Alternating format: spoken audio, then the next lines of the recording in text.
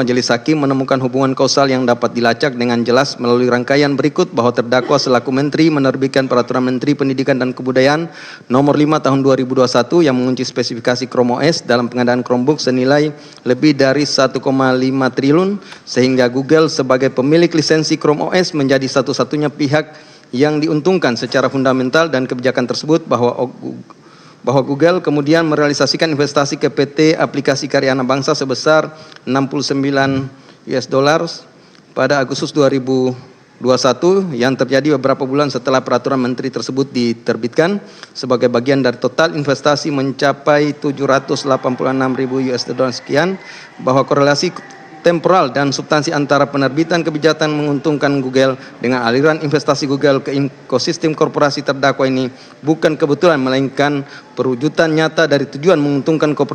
korporasi yang menjadi bagian unsur dari pasal 3 yang terbukti. Bahwa dari investasi Google yang masuk ke PT Aplikasi Karya Anak Bangsa itulah pada tanggal 13 Oktober 2001 PT Aplikasi Karya Anak Bangsa menyuntikkan modal ke PT Gojek Indonesia sebesar 809 miliar sekian yang pada hari yang sama dikembalikan sebagai pelunasan uang berdasarkan perjanjian pinjaman dalam akta notaris Jose Dimas Satria, sehingga rantai kausal dari kebijakan koruptif terdakwa hingga aliran dana sebesar 809 miliar sekian ke ekosistem korporasinya dapat dilacak dengan jelas.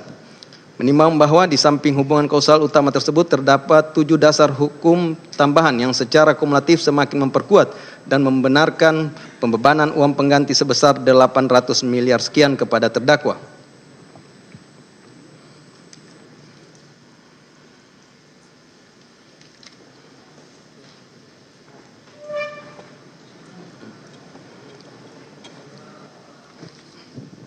Dilanjutkan. Menimbang bahwa dalam perspektif doktrin ini transaksi putar balik yang masuk dan keluar dari rekening PT Gojek Indonesia dalam satu hari pada tanggal 13 Oktober 2021 tidak dapat dinilai semata dari sisi arus kas yang netral, melainkan harus dinilai dari tujuan yang ingin dicapai, yaitu mengkonsolidasi struktur korporasi menjelang penawaran umum perdana saham April 2022 yang menguntungkan terdakwa selaku pemegang saham. Menimbang bahwa tujuan dimaksud adalah tujuan yang lahir dari dan tidak terpisahkan dengan tindak pidana korupsi pengadaan Chromebook yang terbukti dilakukan terdakwa sehingga dalil terdakwa tersebut harus dikesampingkan. Menimbang bahwa dengan demikian berdasarkan hubungan kausal utama yang dapat dilacak dengan jelas serta 7 dasar hukum tambahan yang saling menguatkan dana sebesar 809 miliar dan seterusnya tersebut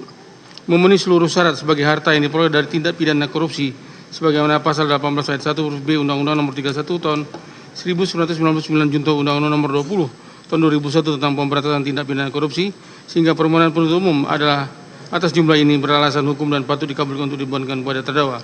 Menimbang terhadap permohonan kedua sebesar 4 triliun sekian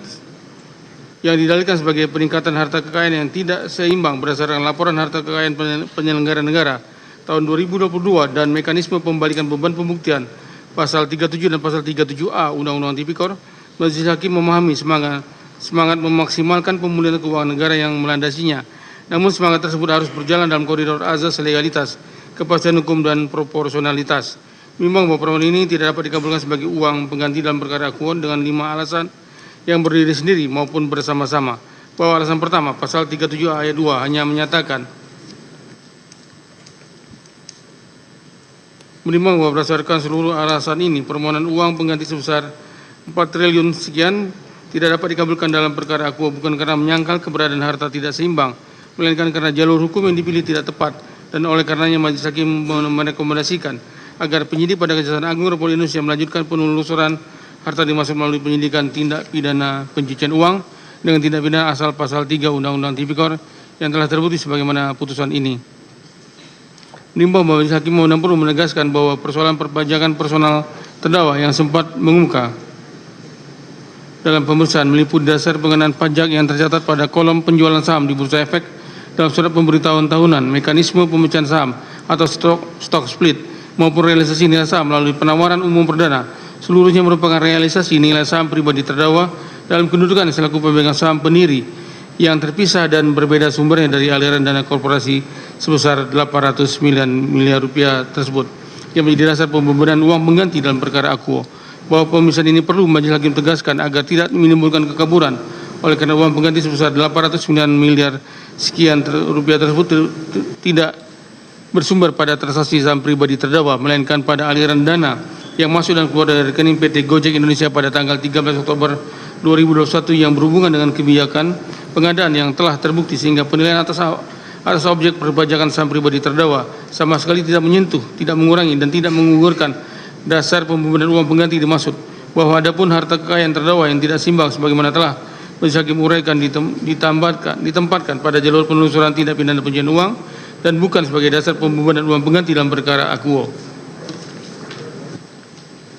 Menimbang bahwa terhadap permohonan ketiga kepada 12 korporasi penyedia, yaitu PT Supertone, PT Asus Teknologi Indonesia, PT Tera Data Indonesia, PT Lenovo Indonesia, PT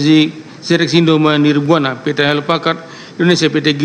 Gria Intijaya, PT Evercost Teknologi Indonesia, PT Dell Indonesia, PT Bangga Teknologi Indonesia, PT Acer Indonesia, dan PT Bhinneka Mentari Dimensi dengan total sekitar 1 triliun sekian rupiah.